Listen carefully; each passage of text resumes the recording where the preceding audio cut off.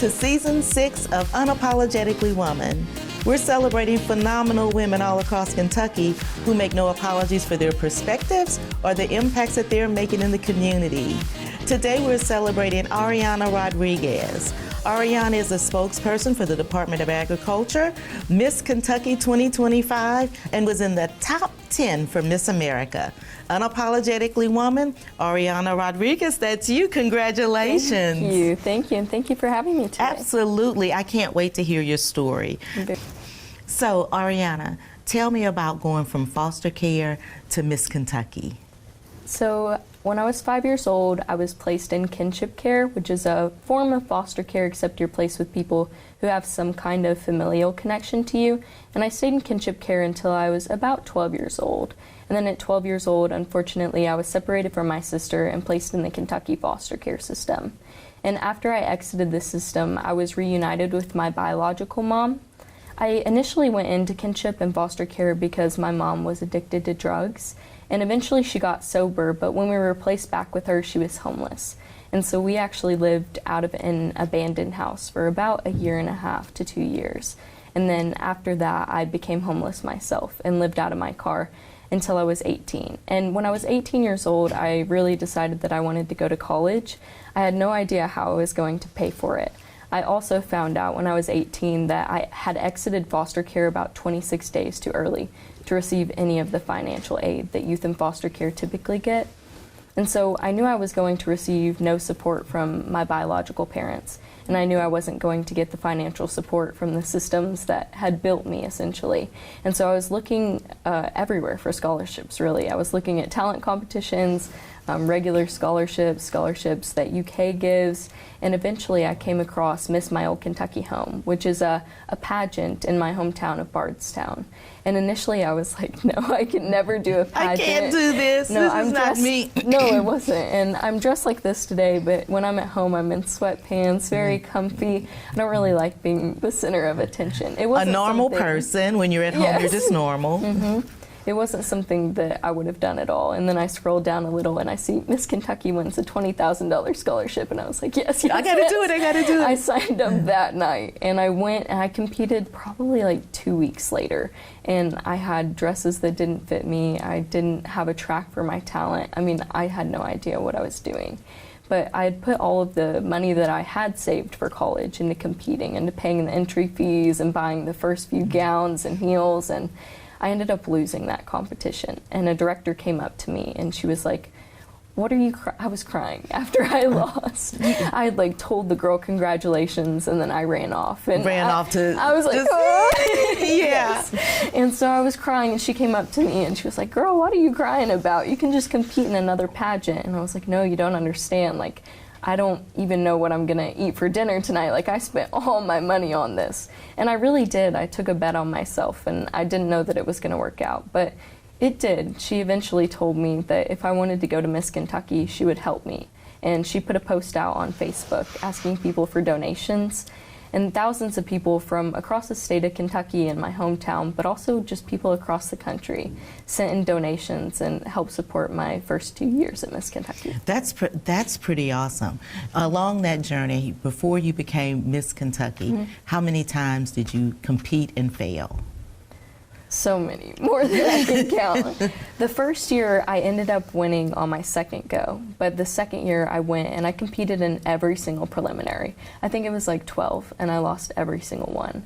And I had to go at large. This was last year. So I went at large, which essentially means that you pay to go to participate in the state competition. I didn't even win a local title, and I didn't make semifinals that year. And then I went back this year and not only won Miss Kentucky, but also got semifinals at Miss America. So it was just unbelievable. I couldn't believe that I went from last year not even making, you know, the oh my gosh, I can't talk, the preliminary competitions to being in the finals at Miss America. That's just insane. It's insane and it's incredible too, because your journey, the entire time you never thought that this is what you would be doing, inspiring young girls and young women all across, not just Kentucky, but the United States of America. Yeah, I growing up, I knew I wanted to be some kind of a role model, but I didn't know that this is what it would look like. Wearing the crown and sash every day is definitely not something that I envisioned. So now you're at the University of Kentucky. What are you majoring in, and what do you see happening for you next? Yeah. I'm majoring in social work and psychology. And after I graduate, I'm not really sure what I want to do right off the bat, but eventually I want to run an independent living facility for youth who age out of foster care. Oh, that's pretty awesome. Yeah. And I'm assuming that has something to do with your back experience. Yes. So there were so many life skills that I didn't learn when I was in foster care. In foster care, you're so focused on surviving that you don't get to think about what to wear to interviews like this, or what to put on a resume, or how to do taxes, or apply for college. And so I want to create a space where youth can come in and learn those skills before they're just thrown out into the world. If you could think of something if you could change anything about the foster care system, what would it be? There's so much. There's so much to unpack when it comes to the foster care system. But I would say the easiest step that we can take right now is by giving suitcases to every kid in foster care.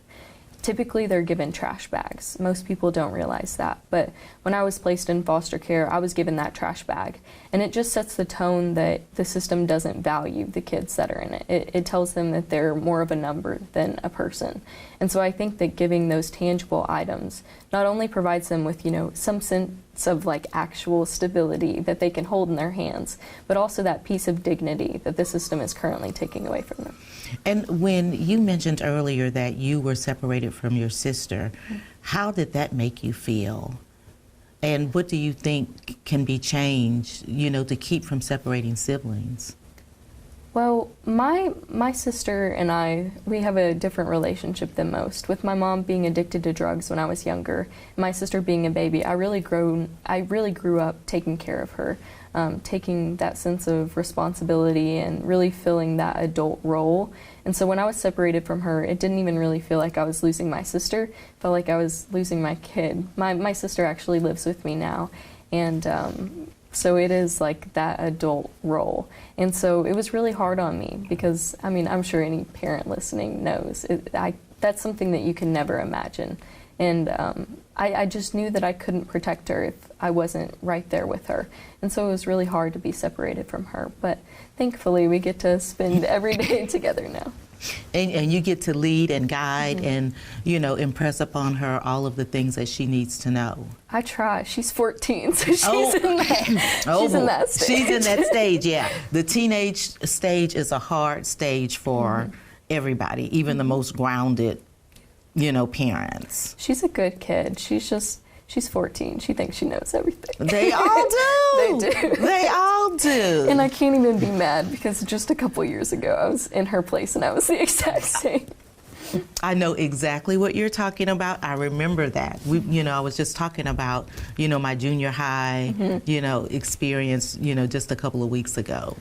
And so you also do a lot of work for the Department of Agriculture. Yes, I'm the spokesperson for the Department of Ag. And I get to go into elementary, middle, and high schools and teach kids about where their food comes from. We also get to talk a little bit about foster care and mindset and what they all have in common, foster care and farmers.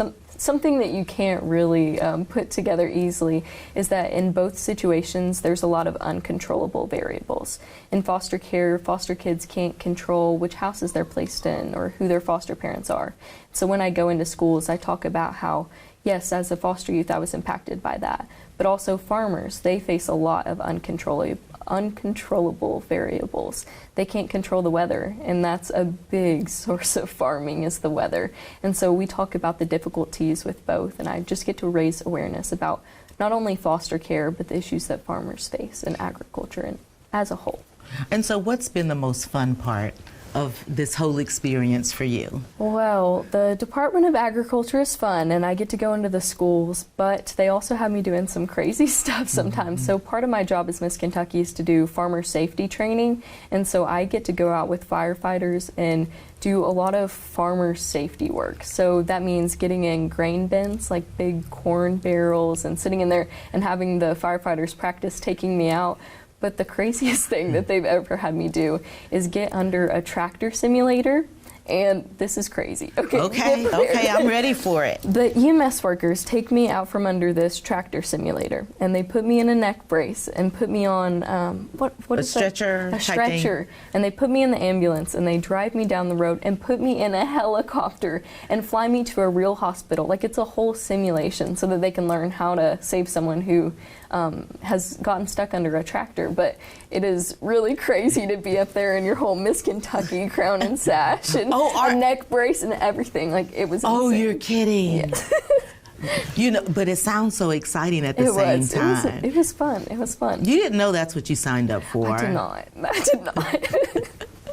So I'm going to kick it to you for the last word to young girls or young women that may be watching. What kind of advice, because you've got a lot of lived experience, what kind of advice would you give them? I always tell kids that I visit in schools to find their why. That everything else falls into place when you realize that. And I tell this to contestants that are competing for Miss Kentucky too. Sometimes you get so caught up in what you think is the goal, the crown and sash. And I am in the job every single day, and if that was the ultimate goal, the crown and sash, then I wouldn't be happy right now. I had to make my ultimate goal, you know, my purpose, my why. And for me, that was supporting youth in foster care. If kids can figure out, you know, what it is that they love to do and what it is that they're good at, they can figure out their superpower, they can figure out their purpose. And when you figure that out, everything else kind of falls into place. Thank you so much, and congratulations. You guys heard it from Ariana. Figure out your why, and everything else will kind of fall into place. But whatever you do, don't ever give up. Keep growing, keep learning, keep failing, because you learn so much from that. And continue to watch as we celebrate other phenomenal women just like Ariana on Unapologetically Woman. I'll see you soon.